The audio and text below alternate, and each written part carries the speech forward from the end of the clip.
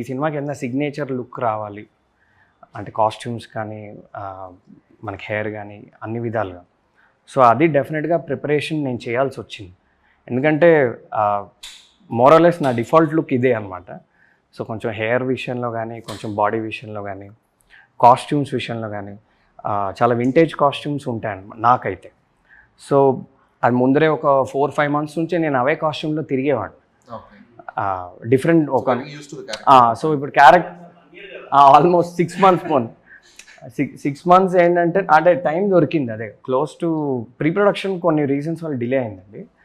So ఈ సినిమాలో costumes ఏముంటాయో ఒక 3-4 కొనేసుకుని అవే వేసుకునేవాడిని అండి. అవేసుకునే సినిమాలకి వెళ్ళేవాడిని, అవేసుకునే మెట్రోలో తిరిగేవాడిని, అవేసుకునే జనాలు కలిసేవాడిని. వరల్డ్ కప్ కూడా అవేసుకునే చూసా 2023 వరల్డ్ కప్. ఓకే, సో అది కొంచెం హెల్ప్ అయింది నిజంగా.